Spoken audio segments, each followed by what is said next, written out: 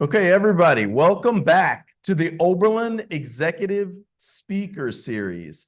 My name is Doug Younger. I'm the founder and CEO of 3 Steps Forward. I'm the podcast host of Twist of Fate, and I'm a faculty member teaching Business 118, Digital Marketing and Innovation. This ongoing series is about bringing founders, entrepreneurs, inventors to the Oberlin community to talk about how we're going to make the world better. Each theme for each week ties in and correlates to my class in 118. So some of the 118ers, I got one there, so I'm real happy about that.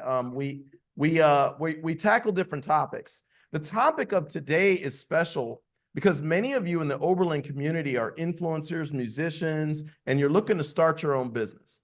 So I kind of asked that question cynically. So you really want to start your own business? Well, guess what? I started my business back January 2020. This is the 5th year of me being a Black-owned Silicon Valley company. But I'm not the only success story that's out there.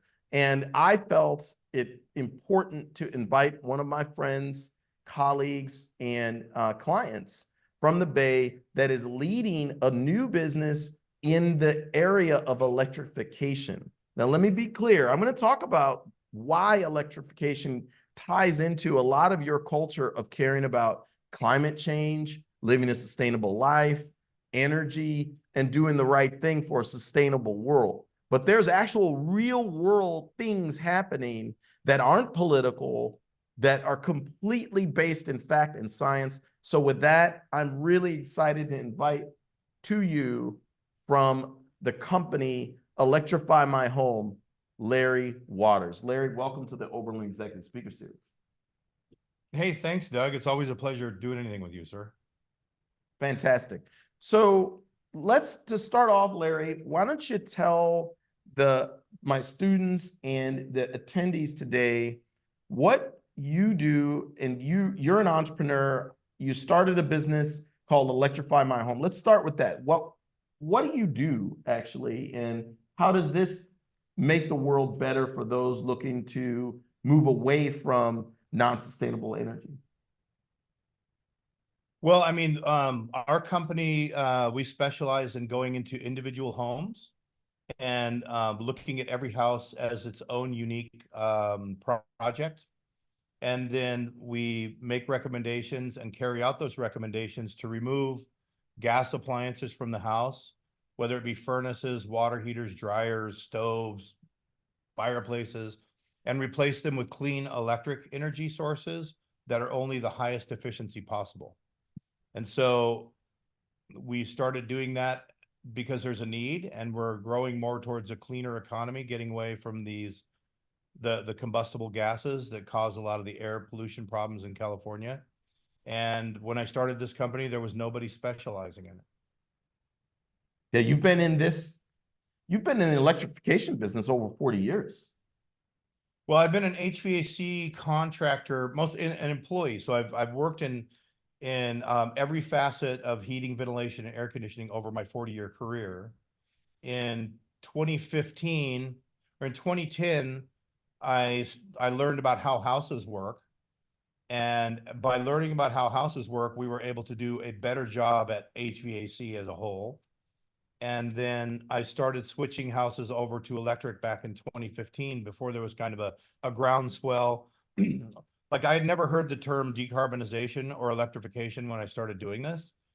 I just did it because we were making houses very efficient, and I needed smaller systems to make them work better and be more efficient. And then it kind of just moved into this whole thing. So actually the evolution of getting rid of gas kind of caught up with what we were doing. And so we already had a lot of experience in it. So I just decided to build a business around it. Okay, so let's jump into that. So like you just mentioned, you had a career as a contractor and you were working for other people, which many of the students may start on that path in their life. But at some point, you decided to answer the question. So you wanted to start a business and you decided to do it. So could you talk a little bit about the circumstances of how that happened? Well, some days I look back on working for others as, it was a pretty easy thing to do back then. So owning a business is a bit more complex than I had originally thought it might be. But you know, there was an opportunity presenting itself, and I had acquired a bank of knowledge that was beneficial towards that. And working for others, I had no control over what my boss or the owner of the company wanted to do. And I thought that there needed to be somebody that could be an authority in this. So I had gathered enough education and kind of experience in all of this that I knew what was going to be an industry pretty thoroughly at the time. And I thought that it was a great opportunity for me to capitalize on the experience that I had and start my own business, which could be a specialty business and operate differently from all the companies that I'd worked at before. So I took a lot of those pain points and things that I didn't like about the way companies that I worked with operated, and then I tried to rinse them down and boil them down into something that was going to be completely different. So the way this company operates is dramatically different than the traditional style companies that kind of in the arena that we work in. And so I built this based on relieving some of those pain points that I felt as an employee at another company. And so I put together a very, very unique business model. And so we still get people coming in from the industry wanting to hear more about how our business model works because it's very innovative. Yeah.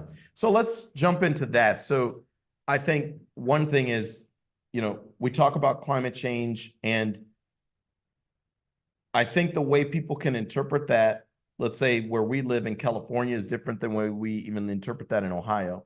So let's first start defining what electrification is.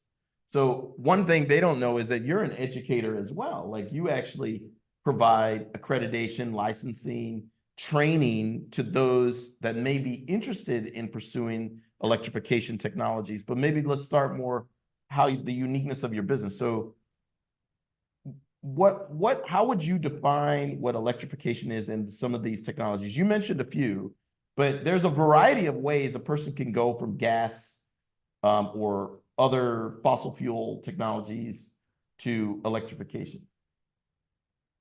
Yeah, I mean, we're really in this world now where technology and most of the good technology is based on electric only operation nowadays. And so, like, taking this great technology that exists that is used for, say, newer buildings, and then applying that with a good shaker salt of building science. And so we apply building science, we figure out how houses work, and then we go and we install the most high technology products we can install to give them the lowest overall operational cost and higher level of comfort than most people have ever experienced. So there's a multi-fold benefit to what we're doing. One is environmental. We, like last year, we took 41 cars off the road equivalent. We reduced enough carbon to equal 3,174 10-year-old trees. We reduced enough energy over the houses we do to run 24 homes for a full year on electricity. So what we're doing is making an impact on carbon reduction, but also improving our customers' lives, and thereby improving the environment that we're living in. So, and then as part of the educational side, because our methodology is very unique and our processes are very unique, we're employed through the state of California to go train other contractors on how to understand electrification and decarbonization as a full model and not just putting an electric appliance in place of a gas one. So we've thought this process through. We help guide our customers in a way that they understand their full path forward of full electrification in their homes. And sometimes that means adding new things like electric car chargers and solar and batteries and things that they don't have now, but then also replacing all those gas using appliances and polluting appliances with safer, cleaner technology that just makes everybody's lives better. Now, what the driver in California is on this is California's got some very forward-thinking clean air goals, and we have to reduce carbon emissions in California to 40% below pre-1990 levels by 2030. And so the state came out a couple years ago and they said, we need to install 6 million heat pumps to get this done. And that's a lot of heat pumps. Like, we only do these. We have a 15 employee company and we did 180 heat pumps last year. So there's a lot of opportunity for a lot of companies to get out there and do this. And most of them, frankly, just don't know how to do it. So we go out and we teach a program that teaches the business opportunity, the actual application of the technologies, and any good training program would be remiss if we didn't teach the people at those companies how to sell this stuff. So that's what our program is about, and it's been really impactful. We've changed the direction of several companies in California where they no longer sell gas appliances either anymore. So we are making progress. We're opening a lot of people's minds to learning more and changing the landscape.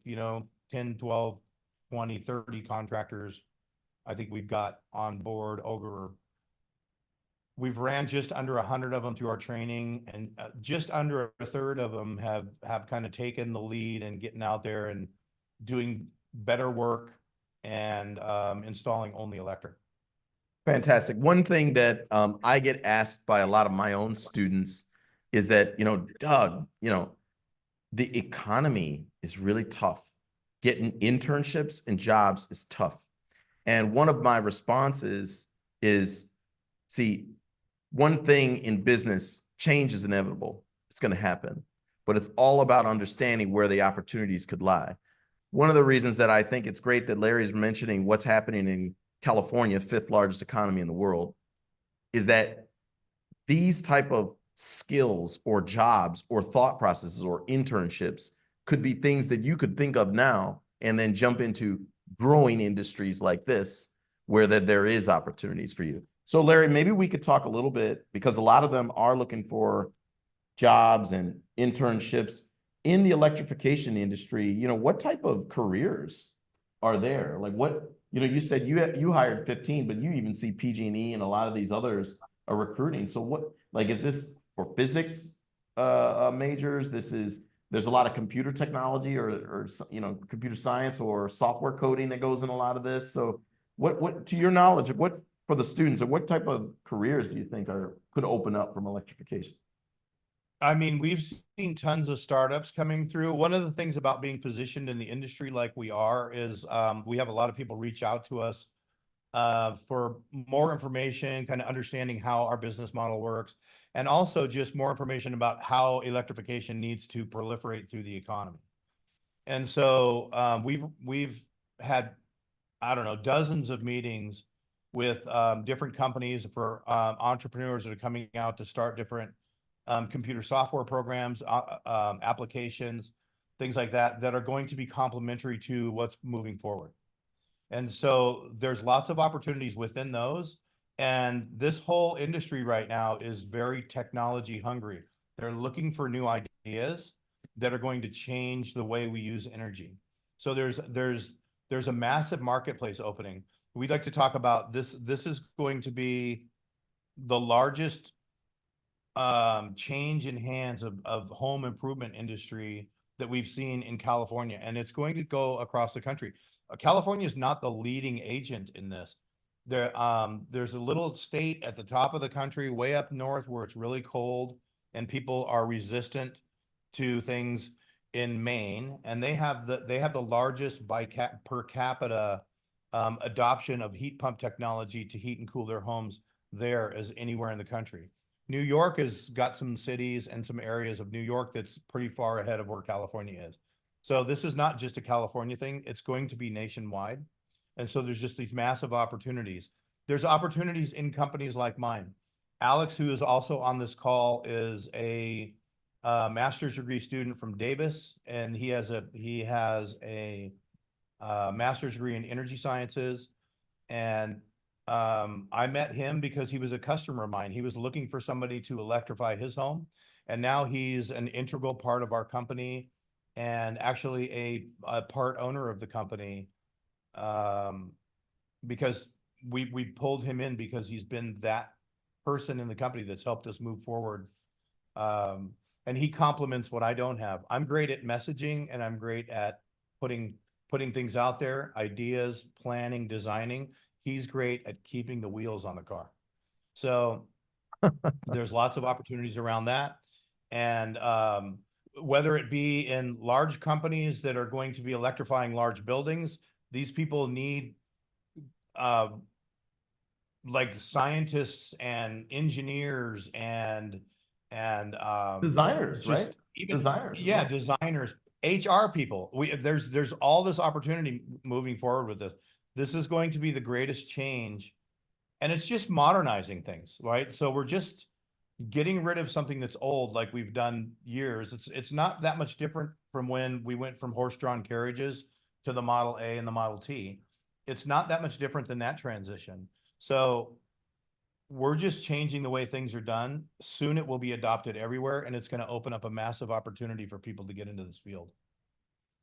Okay, so jumping back into the thing, and thanks for sharing that, because I really want my students to understand what the growth industries are. Like, you got to go into the right industries. You don't, you know, you can't solve problems with the same approach, right? You're going to come to the same solution. When you start to walk around walls and walk around problems, you'll solve things. Now, here's the thing. Let's talk about entrepreneurism.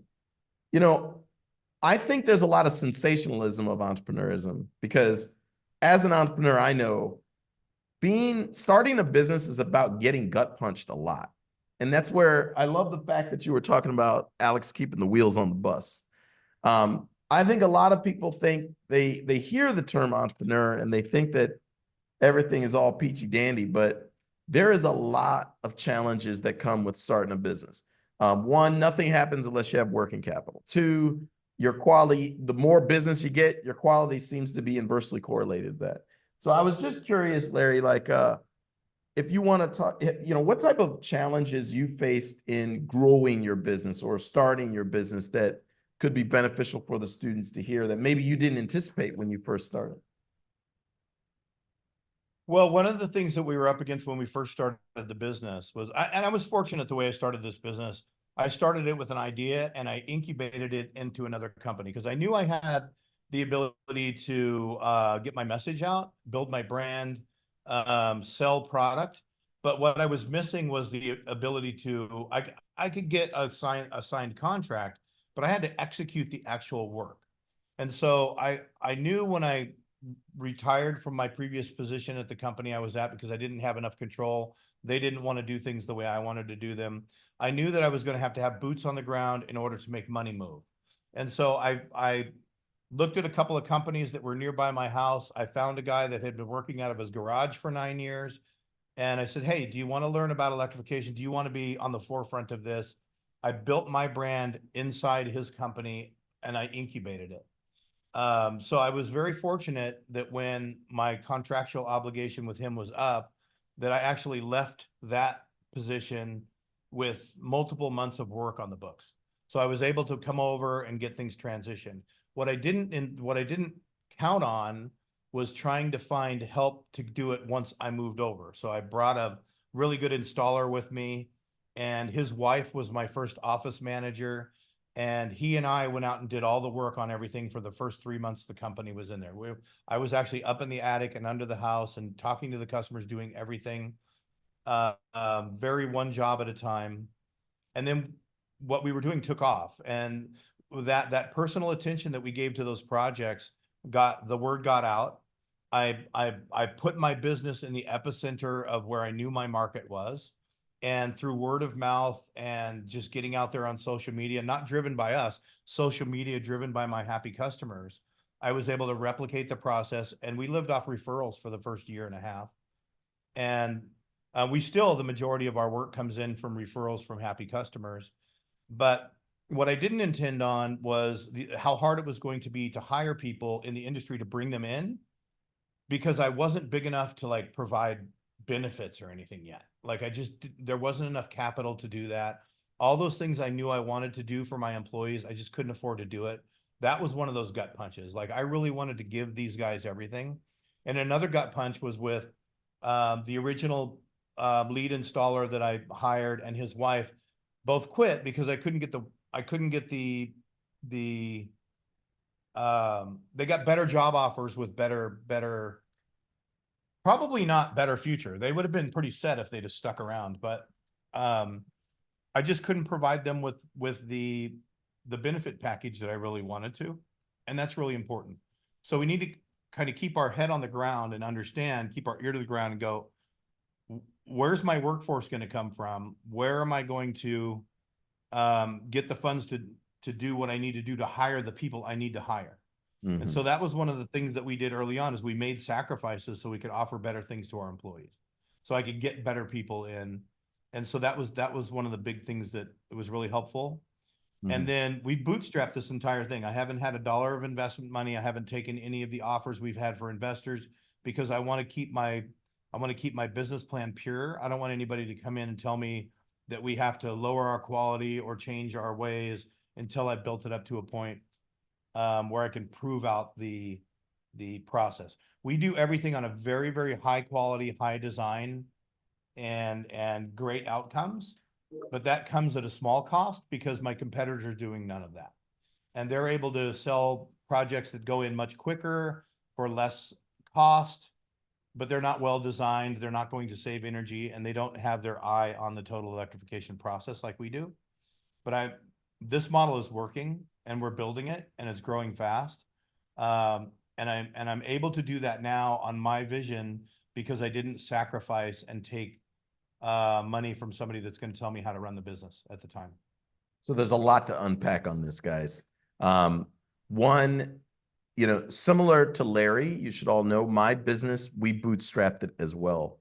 In fact, my only investor was my wife. And notice how often Larry and I are throwing out, our wife did this, or, a customer that we used to work with ends up becoming an employee. But one thing you have to remember, because many of you will start businesses and you'll bring your friends in.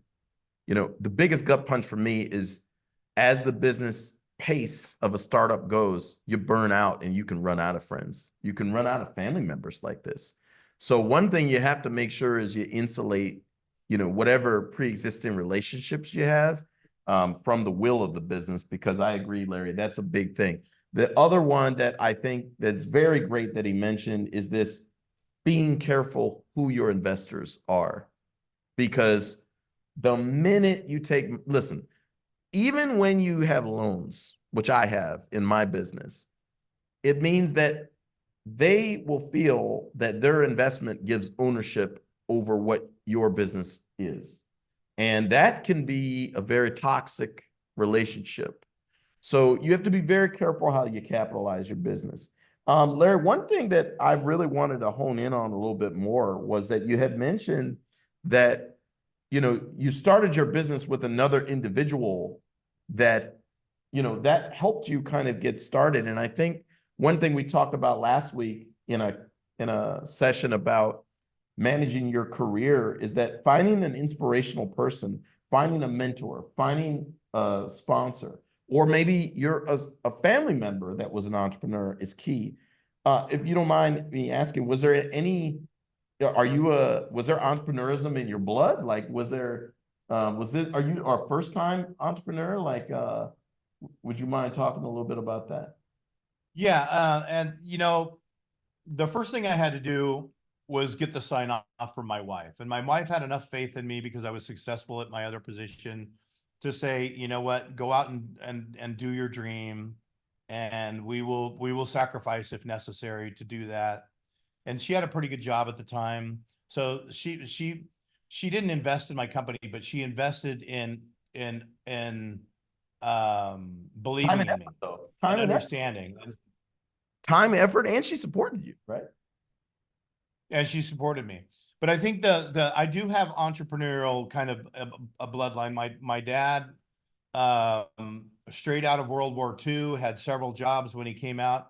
He just passed recently. He was 98 years old, and still sharp as a tack. Oh no! I'm sorry about that, Larry. I didn't know that. My condolences. Oh yeah, no. I mean, he was 90. He was ready to go. Believe me, he was looking. It worked out fine for him. But he came right out of World War II. He learned how to fix appliances at the time, and appliances in 1942 were pretty rudimentary, but he learned how to do appliance repair and kind of fix things and tinker. And he bought a little company in the town that we grew up in way back in 1951. And he ran a business for 34 years.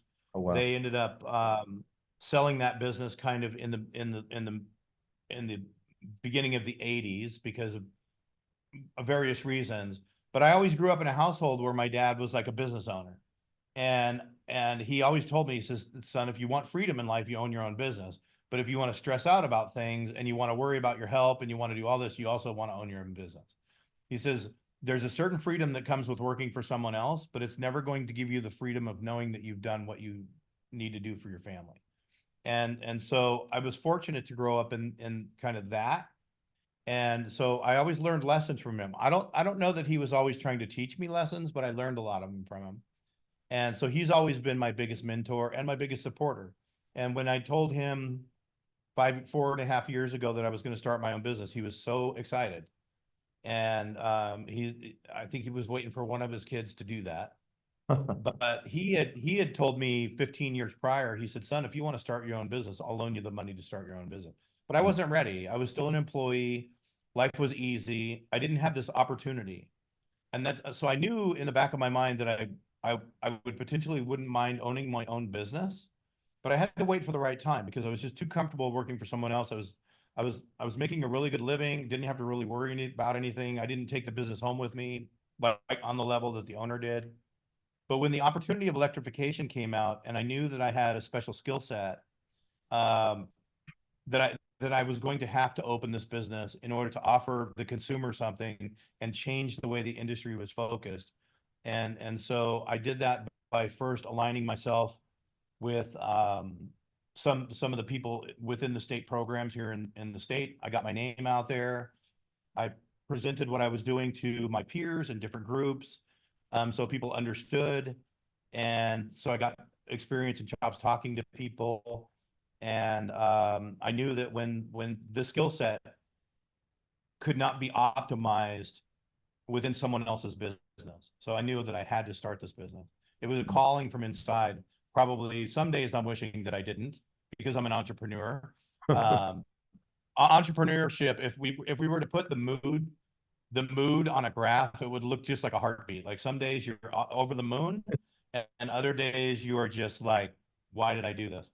But overall, I wouldn't have done it any other way. Yeah, thanks for sharing that. And I get this question a lot from even my students of what it's like to be an entrepreneur. And I love that you said it's like a heartbeat.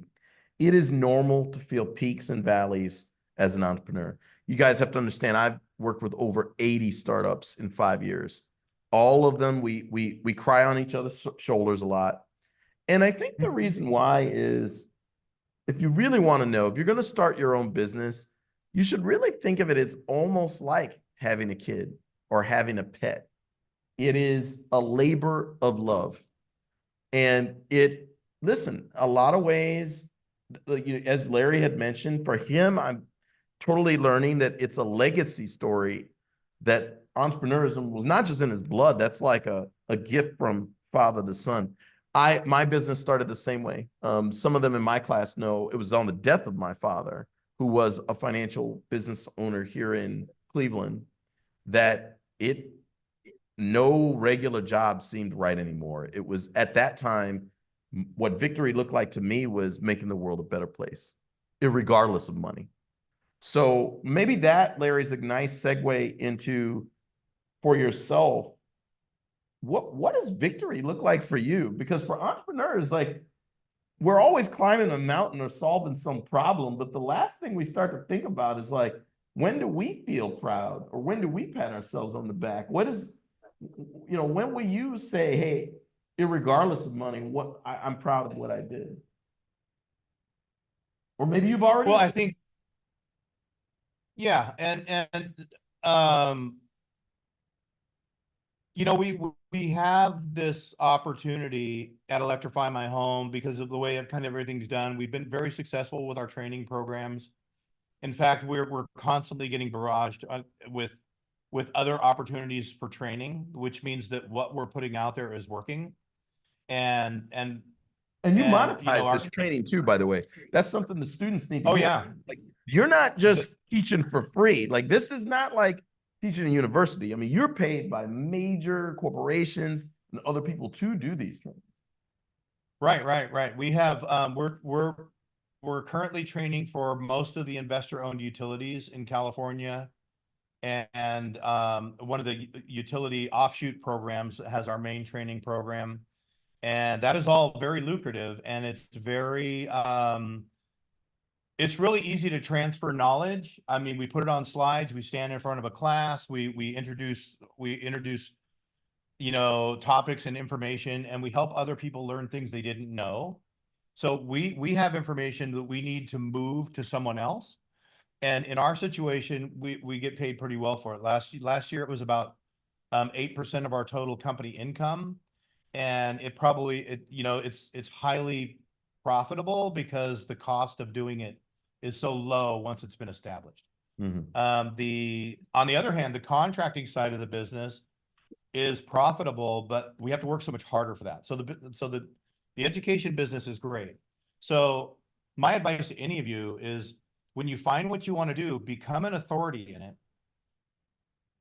Figure out what's going on with it. Learn as much as you can about it, because there's a lot of people out there that don't know that. And anytime there's a thirst for knowledge, and there's access to knowledge, you can find a way to monetize that. And so you ask kind of what the end game is per se. I feel like I'm successful at this point by moving this message on and bringing it out to others, so that we have better outcomes in this whole electrification process that we're doing in California. There's some inner workings that I won't get into, but electrification projects done poorly for the consumer are going to cost them a lot more money up front and a lot more money over time operating all these things.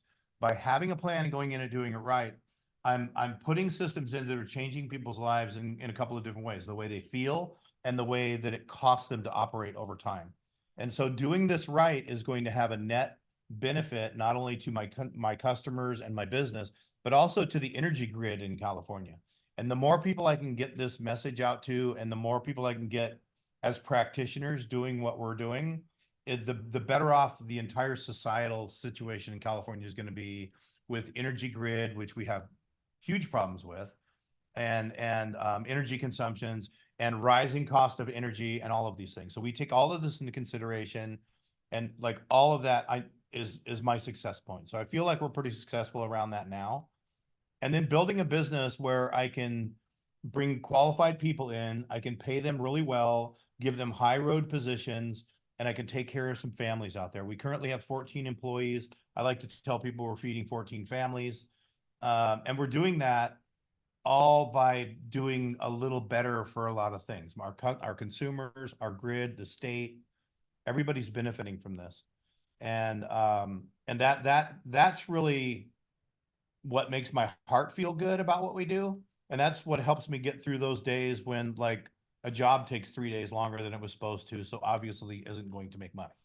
Right. So it's not really all about the money. The money needs to be there in order to pay the bills, but a lot of it is about doing what I feel is important to lead this charge and do all this right. Mm-hmm. One thing, Larry, I'd love your perspective on, and in this series, we don't just talk about the good. We talk about, there's the good, the bad, which we've covered, and then there's the ugly. And in this particular topic, climate change, even the term climate change in this challenging time in America, that has been politicized. Also, you can, especially, we're in a different part of the country. I can go to somebody and start talking about solar or wind energy, and they may paint me as, I guess the liberal San Franciscan, right? Like, but why is this happening? Because a lot of the things that you're doing are grounded in fact, science, and technology. And most people would, in this country, we've benefited from innovation, but maybe you could share your thoughts as to why, I know my students care about climate change a lot. We talk about this, but why do you think that this is happening from your perspective? Well, I think one of the things we don't consider that we consider a lot here, but in society we don't consider is that all people out there are different, but they're different in predictable ways. Like if anybody in the audience here has ever done a disc profile or a personality test, we know when we're going out to the public, we have to deal with all types of different Larry, I want personalities. you to know my 118ers know exactly what you're talking about, right? Very good. They're nodding and Yeah. grinning. So yeah.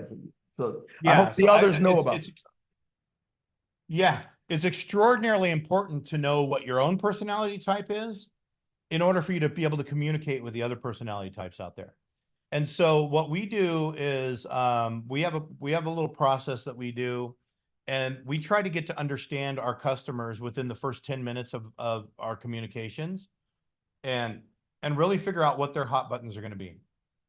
So I try not to talk about things that are going to be divisive for customers, no matter where they stand. And for those that are really into the environmental side, we push the environmental side. For those that are into just saving some money, I push that. For those that are kind of into the I want the sexy new thing, we push that. So we determine that up front. But going back to your previous point, a lot of this stuff is politically driven because we don't spend enough time telling or informing people why things change and how things have changed in the past in the United States and all over the world, right? We've gone through all of these transitions over the years, and we're living with this technology. So when I'm talking to somebody and they say, "Oh, that's it, you're a tree hugger or a greenie or whatever," it doesn't Yeah. matter where I stand on any of this. But 10 years ago, we didn't have 20 years ago, we didn't have smartphones, right? We were all using flip phones. And what do we see when we see a guy out in public now with a flip phone? We're going, oh, he's talking on an antique piece of technology. When iPads first came out and they were advertising them on TV, I was thinking, why the heck would I need one of these? I have a phone and I have a computer. Why do I need that? Now, I mean, it's become part of our life that we need because I mean, it's become useful in so many ways. And it's just like all the technologies that we have in our cars nowadays. These things that we've learned to live with are all technologies. And all we're doing is introducing new technologies to make your houses better. And we're transitioning into a new era of technology that's going to get away from gas. And the secondary benefit of that is it's really good for the environment. It's really good for reducing the kind of the noxious things that are in the air. And California, we're a proud owner of 5 of the top 8 most polluted cities in the country. And so we're doing a lot of this to make the air more breathable for our children. And so that, our children being safe and us having the best technology isn't political. It's just a movement. And there's going to be some people that are going to be stuck in their head. Like this whole thing last year where they were talking about banning gas stoves. And so half of the country got up in arms about that. You're taking away a choice. But they didn't lead the whole thing right. What they should have said was we now have technology that can sense air quality that we never had before. And now through this technology, we now understand that gas stoves in people's houses are really dangerous for your family. For years, we loved them because they were great to cook on or whatever reason. Another thing is like 70% of the stoves in the United States are already electric. It's just the ones in the houses with gas that people grab onto. But instead of doing this, it turned into a political football. Like you're trying to take away my choice. Instead of saying, every time you start your stove in your house and cook a meal on it, it's like you smoke 2 packs of cigarettes in the kitchen. If people understood that same amount of pollution that we're putting into our house every time we put on a gas range, they would be far more open to the idea of, well, this is a health choice. It's not a political choice. And nobody's trying to take away my choice. And so if we would have led with the education instead of with the kind of the pushy, we're going to ban this, it wouldn't have lit the other side on fire. So we've got work to do on both sides. We need to communicate the message better. And then we need to have people understand that this is the way things are going. And like in California, we're moving towards degasification, decarbonization, electrification. there is going to be a date in the future, and not too far in the future, when you're an older guy like me, they're going to be turning the gas valve off, and they're going to shut off the gas to the state other than the power plant.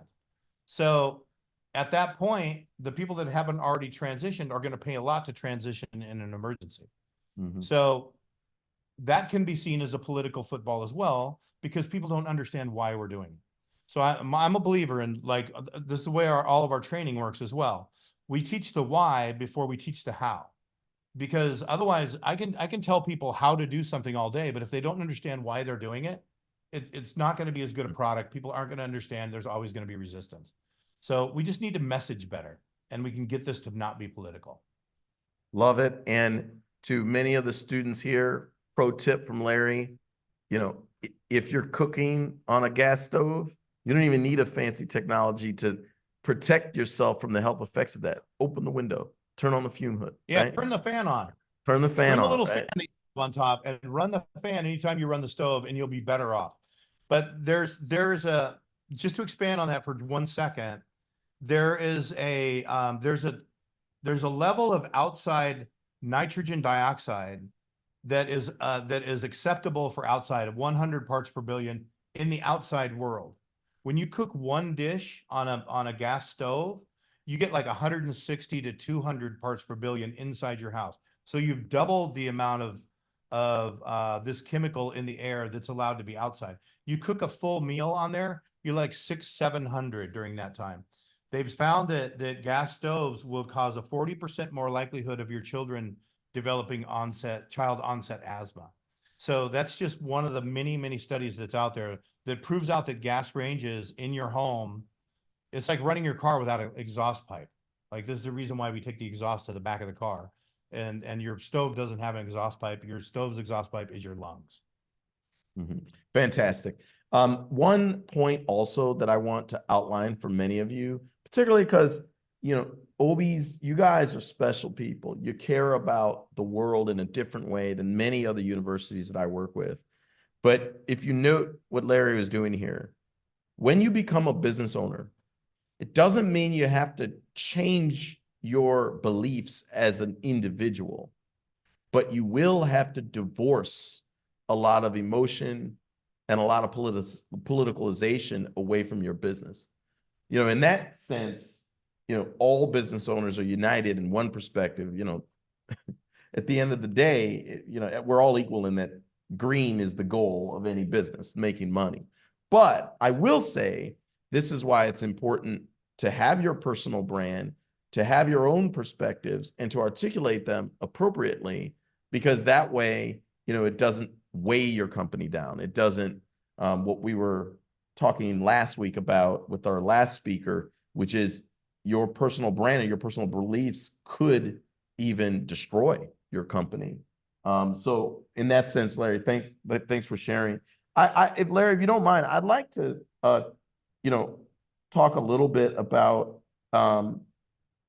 if you had any suggestions, right? Like, I do this all the time because as an entrepreneur, I always, I revisit decisions. I look at the world retrospectively, even though that doesn't make any sense, right? Like, there's no time travel, there's no do-overs, but I do it anyway. But if you could do a do-over, and if there's something that you could have told, young, naive college Larry, that how do you prepare for entrepreneurship? How do you prepare to start a business?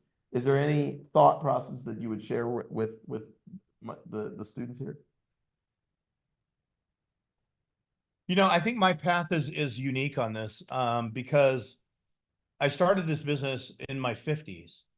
And, the people that are in your class right now are going to be able to start a business early and already be in business for multiple years by the time they get to my age.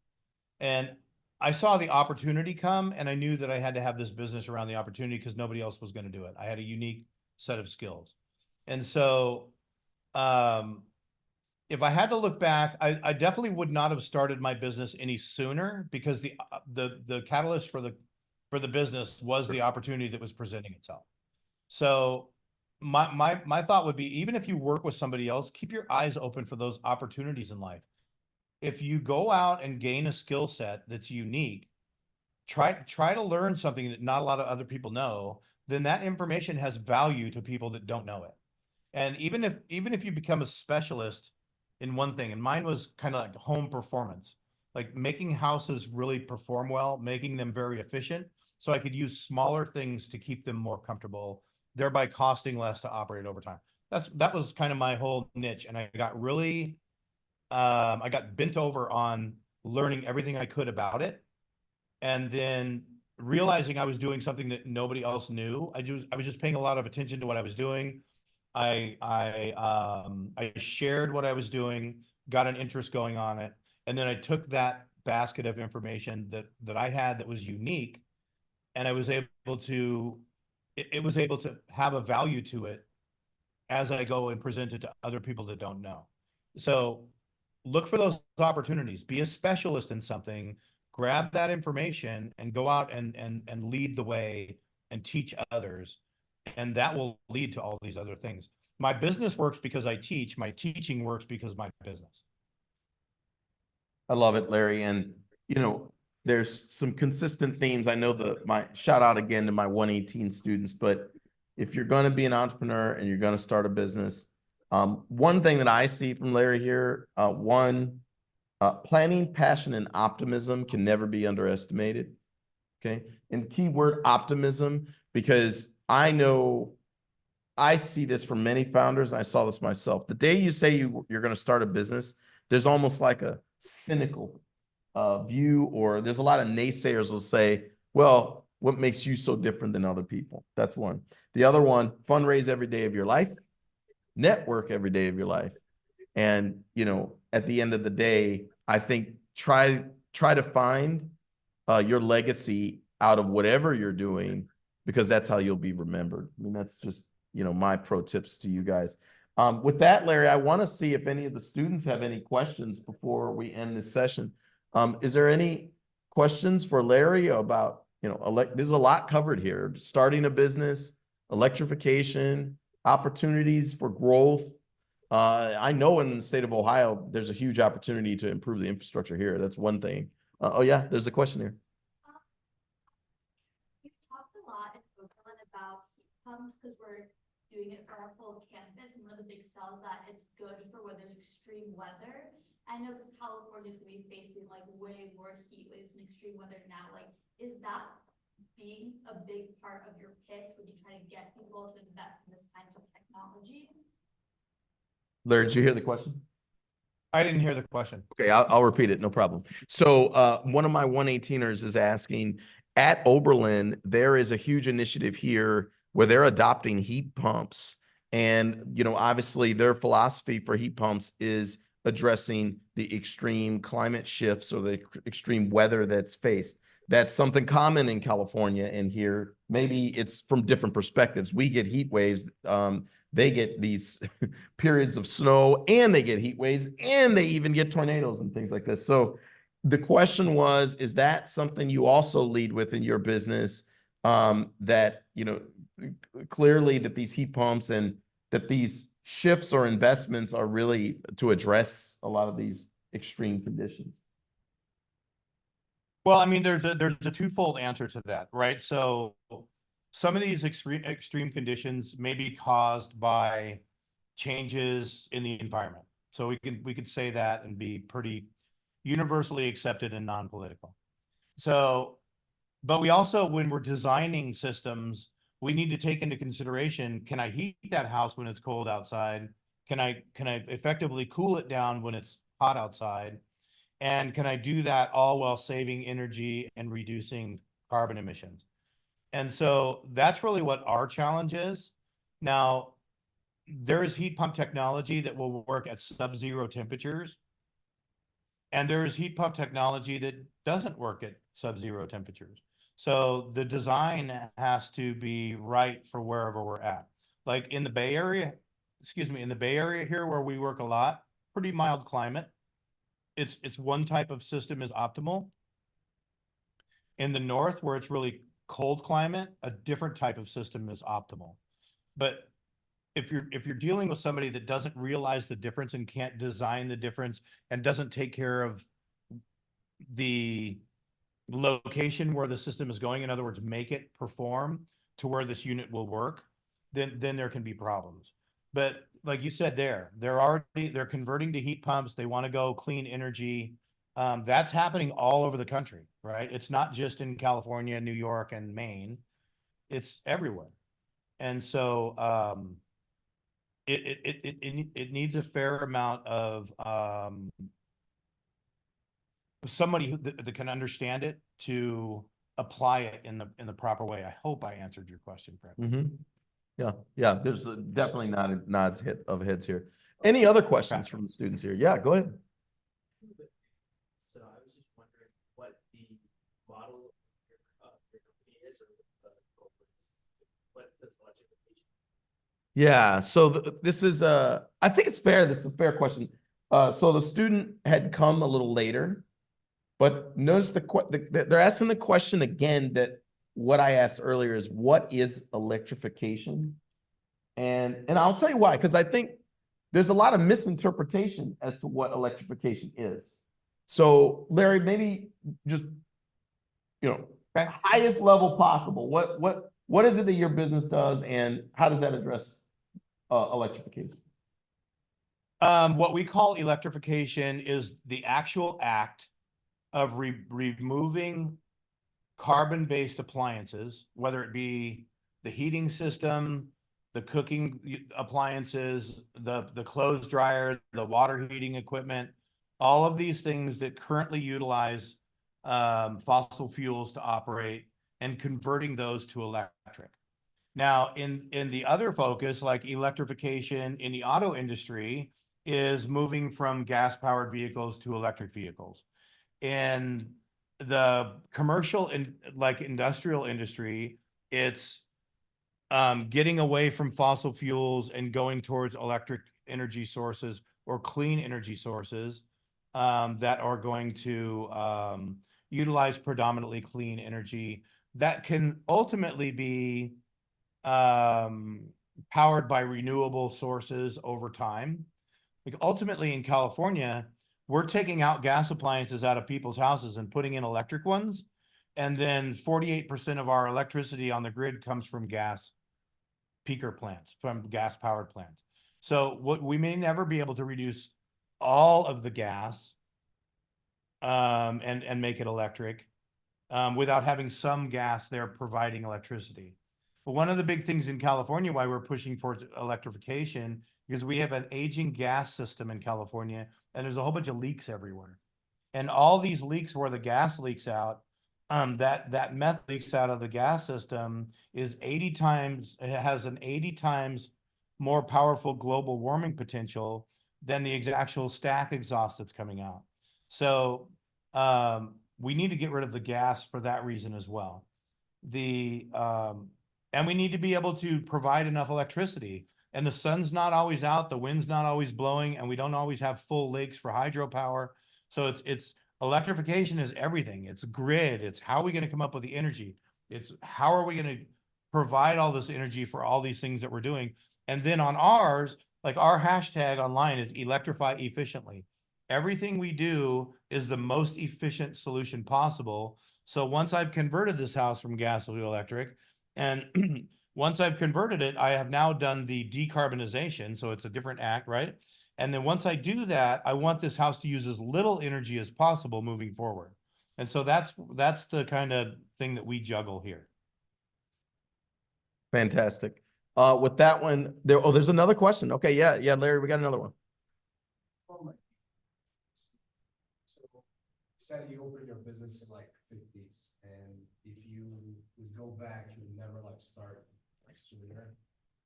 For like entrepreneurs or the people who are working for someone else and wants to like start their company or like something like that, how they know it's like when is the best time to do it? Okay, yeah. It's good. Because I read a lot about some companies, they failed because they started a long time, or someone didn't become an entrepreneur because he didn't know if it's going to be like a good time to start a business. So when you're like entrepreneur, how do you know it's a great time to like start it actually? Yeah, this is from Dimitri, from my class, Larry, also an athlete at Oberlin. Really proud of this guy. So Larry, his question is, You started your business in your late 50s after a successful contracting career. A lot of people will be entrepreneurs, and then it's always about knowing when the time is right. Now, the truth is, I mean, from my perspective, you'll never truly know when the time is right. It's almost like when you've made up your mind and you've decided that the time is right. But for you, Larry, what boosted your confidence to say, okay, now's the time? Like, I'm not waiting anymore. I'm going to go for it. It's actually also, by the way, the topic of my podcast called Twist of Fate. That is the reason we named it at that typically there's a moment in a person or an entrepreneur's life where they're going to say, it's like they go from losing to winning, or the tide is shifted. You know that from sports. What was the tide shift for you, Larry, where you said, okay, I'm no longer going to talk about this as a problem. I'm going to go fix it.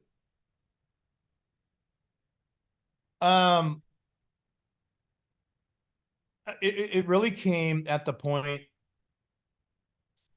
I have a specific type of personality, and like all of us, we all fit into these 4 quadrants of personality. I'm an I type personality. I like to go out and influence people, and I like to talk about things.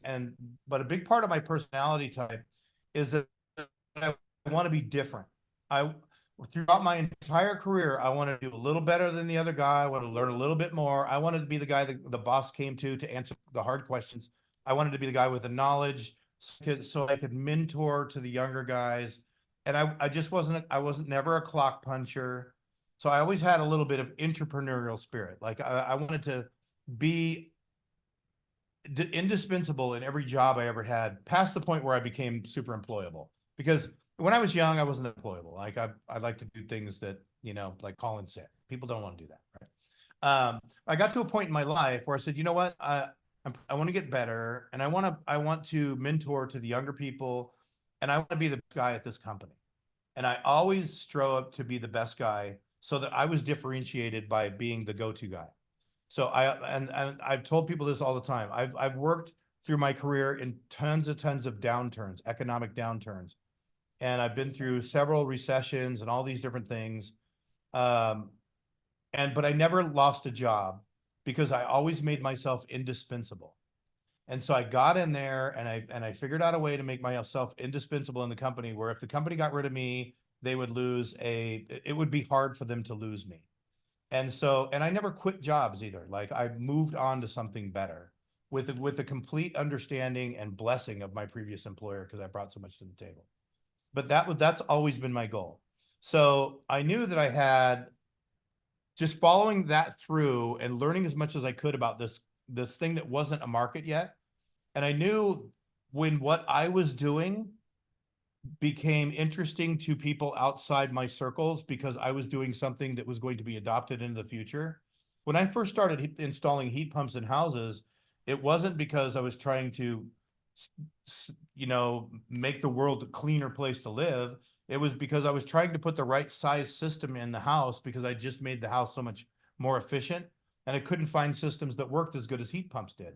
So I just got a lot of experience doing this. And then people came to me and said, you know what, everything's moving towards this. So I was kind of in the right place at the right time. So I knew the opportunity was going to be there. So that's why an older guy like me would start a business. Now, a word of advice from what I've gone through, to what you might want to do if you want to get out of college and kind of get into the entrepreneurial thing, is find the niche that you want to work in, become some of an authority in it, and try to change it a bit. Figure out how you can do that. And then understand, if you're starting from scratch, sometimes your timing is not going to be right. I waited till the timing was going to be right. And I did. I started this 4 years ago, and I thought, cool, I'm going to get into this business. Everything's going to take off in 6 months. But I literally started my business like a month before the 2 weeks to stop the spread, right? And so, which turned into the year of nothing happening, right? When COVID hit, I launched everything right then. But one of the problems I was trying to solve when I started the business was I didn't like driving to people's houses all the time as a salesperson, and I was a salesperson designer. And so I would drive out to people's houses and I would talk to people that had no interest in doing business with me. And I didn't figure that out until I'd already invested 2 or 3 hours. So I said, one of the things I'm going to do to make my business different is I'm going to do everything virtually, because I knew my customer base. I knew who they were that was buying from me. And I knew those people were techie people and they were okay meeting like on Zoom.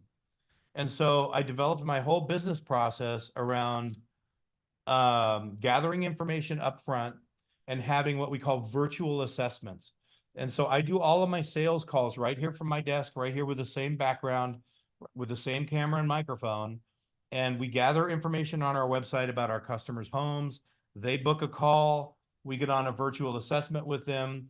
That way I can give them a webinar style presentation that is directed specifically towards them, and I can educate them, and there is no pressure. And that has been extremely successful. Like in 2022, we had a 55% closing rate, and we never left the office to get a signature. So my customers approve the contract before I ever go to their house. So they do have the option if the price goes up to back out, but that's basically a handshake saying, if you can do what you're saying you're going to do at this price, I'm in. And so that's been what's propelled our entire company. I hired a new salesperson recently. He's doing it the same way. I did not revert back to kind of the old way of driving out there and figuring them out. So that was a game changer, because I had that in my back pocket and it was already developed when COVID hit, and I was still able to meet customers even though I couldn't go to their homes. But I had already had it practiced and out there. Other companies were trying to figure out how to deal with the situation. I already had it in my pocket. So, and we still operate that way today. It's just a more effective way of operating. It keeps costs down, and it's very unique to the customer. So I can present my company as being very unique because I'm presenting to them in a very unique way. So all of those little things have been helpful. Yeah, great question, great answer. Dimitri, I think the issue here is you're never really going to know what's the best time. But in his case, and in mine as well, being a post-COVID business, there were changes in business practice. Like you mentioned, Zoom was around, but when it became the only way you could interact with people, only the companies that could pivot and make that adjustment were the ones that are still here to tell the tale. So, definitely look at changes and waves when you're deciding your entrepreneurism. With that, Larry, I got to be respectful to you and all the people here.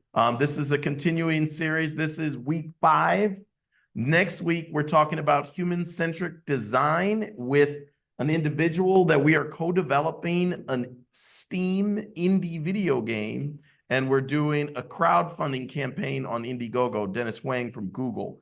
But today, Larry, this was your day. We really appreciate you coming out and sharing your experience with the OBs here. I hope that this was inspirational for all of you. I want you to be an entrepreneur, start a business with your head held high, and make the world a better place. So with that, I really appreciate you. Big thanks to Ted Evans for still sponsoring and helping us get refreshments and food. And again, thank you all for your attention and your questions. And, let's make the Oberlin community a better place as well. All right.